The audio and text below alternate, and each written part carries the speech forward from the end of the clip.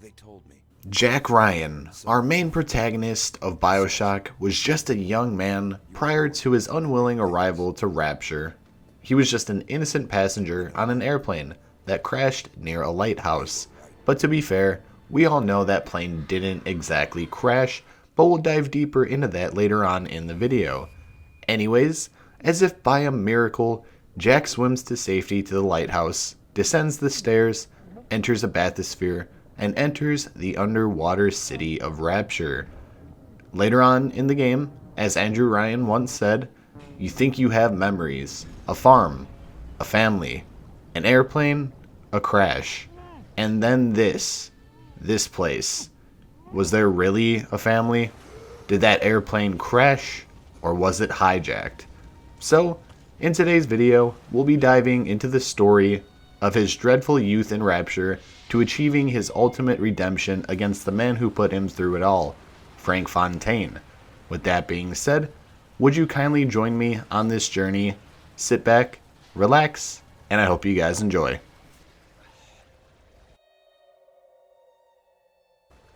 Born in the year of 1956, Jack was the illegitimate son of Andrew Ryan and Jasmine Jolene, his mistress. While she was pregnant, Jolene suffered some devastating financial difficulties, so she ended up deciding to sell Jack as an embryo to Dr. Bridget Tenenbaum on behalf of Frank Fontaine without consulting with Andrew Ryan. Frank Fontaine wanted Jack to be a backup plan if he were ever forced into an unfavorable situation by Ryan, which ended up happening during the Civil War of Rapture. Essentially, Jack was born and raised by the scientists of Fontaine Futuristics, which included top-level scientists like Yi Suchong and Bridget Tenenbaum. According to multiple audio diaries from Suchong, which have been scattered throughout Rapture, records the progress he makes in Jack's development.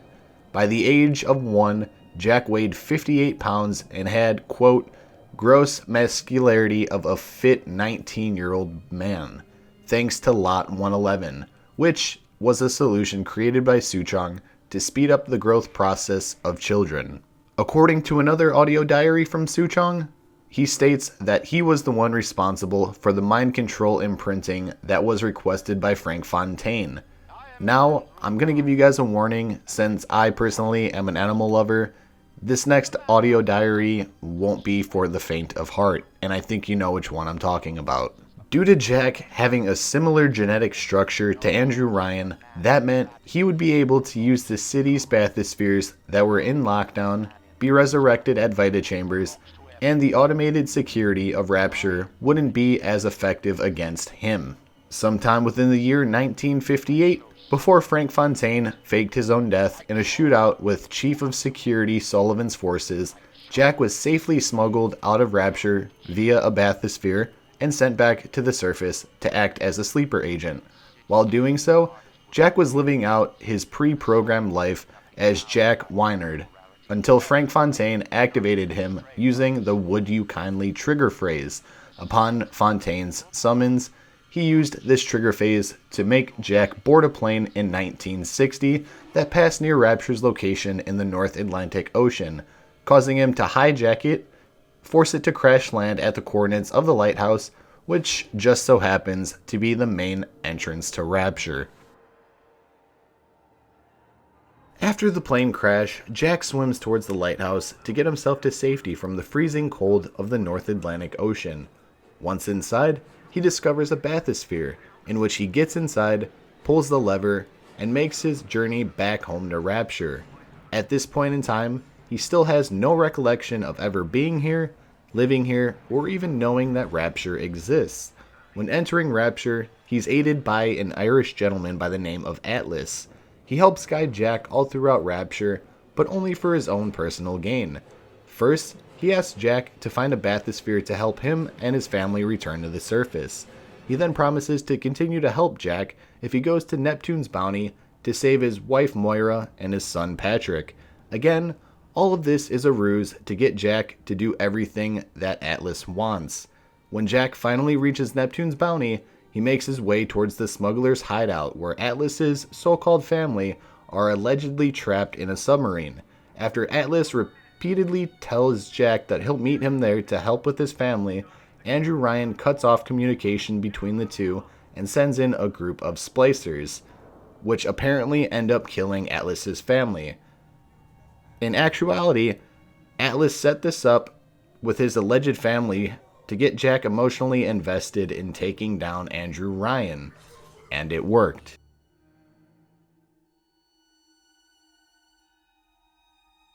Jack ventures all throughout Rapture, doing many different tasks for Atlas. While searching Fort Frolic, he ended up discovering the body of his mother and Andrew Ryan's murdered mistress, Jasmine Jolene. At this time, he doesn't realize the significance of her or Andrew Ryan yet, in terms of them being his biological parents. Eventually, down the line, Jack reaches Hephaestus, where Atlas asks him, "Now would you kindly head over to Ryan's office and kill the son of a bitch? It's time to finish this." At this point, Andrew Ryan had set up many strong defenses, but Jack still breached through them and entered Rapture's central control. It's here that Ryan has set the entire complex to self-destruct, which would also destroy the entire city of Rapture with it. As Jack enters Ryan's office, he sees the Would You Kindly board, in which Andrew Ryan has connected all of the evidence about Jack's true past. What an absolutely mind-blowing way to find out who your real parents are, to find out about memories that were implanted into your brain, and to realize that you were under the influence of mind control. As Jack encounters his father for the first and the last time, Ryan proves to Jack that he was a slave to the Would You Kindly phrase under the control of Atlas the entire time he's been helping you. After the famous "a man chooses, a slave obeys" line is said by Ryan, Jack is forced to kill his own father, and takes the genetic key to shut down the self-destruct mechanism for Atlas. After the final deed has been done for Atlas, he reveals his true identity to Jack as Frank Fontaine. If that wasn't a big enough slap to the face, there's more. Fontaine then thanks Jack for essentially handing him the keys to Rapture, and then he tells Jack to say hi to Andrew Ryan for him, before unleashing security devices. At this time, Jack is aided by Tenenbaum's little sisters through a vent shaft, only to have it collapse on him, causing him to hit the ground and render him unconscious.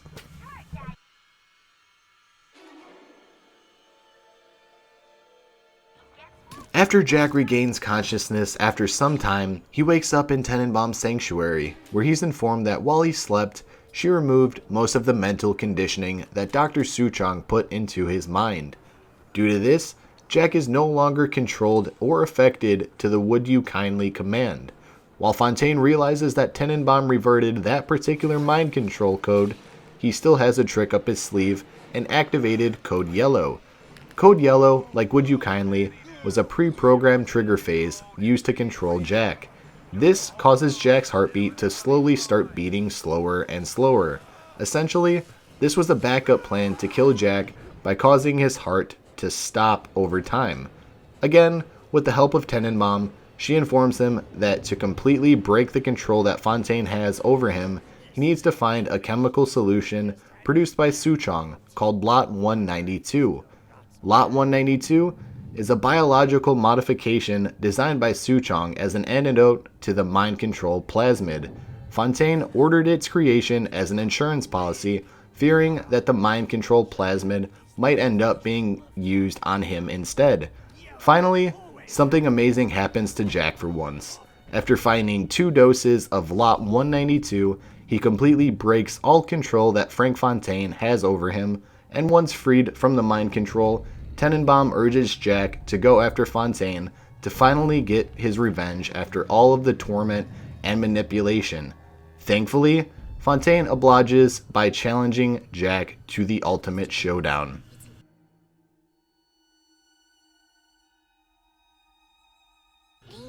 In the pursuit of Frank Fontaine, Jack knows that he can't take a fully spliced out Fontaine one-on-one. So to ensure that they're on an even playing field, Tenenbaum suggests that Jack needs to become a Big Daddy himself. This way, he gains all of the trust of the little sisters into thinking he's one of their protectors. However, Jack can't become a full version of a Big Daddy due to not having the suit grafted onto him, or having his mind altered in the process. The only physical change he undertakes is to have the automated vocal cord surgery.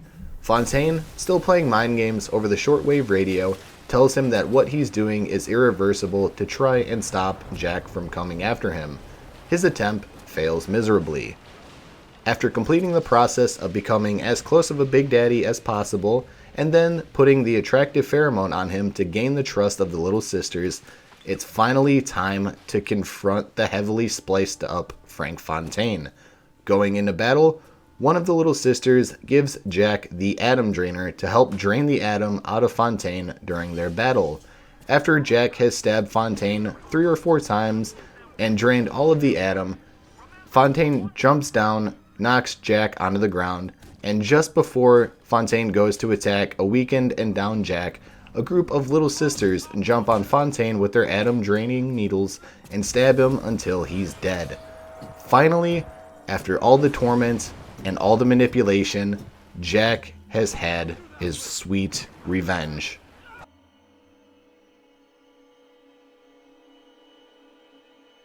Now, there's 2 ways to go about the ending in which I personally suggest getting the good one.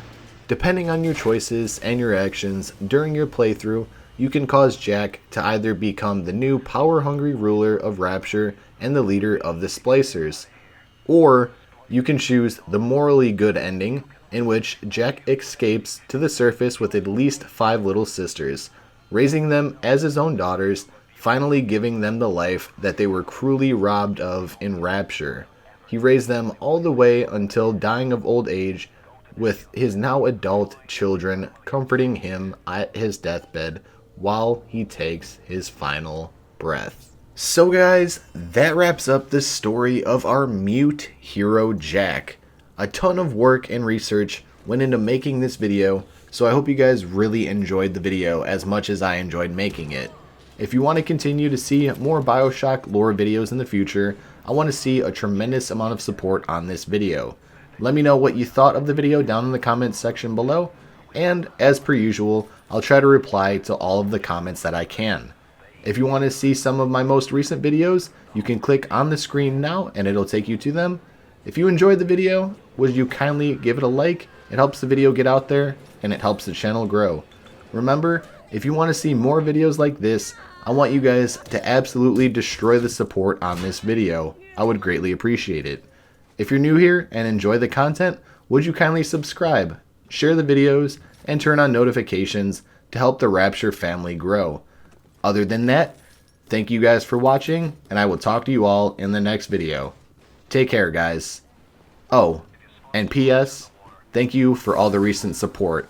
I love each and every single one of you. Thank you so much from the bottom of my heart. You guys mean the world to me. Thank you.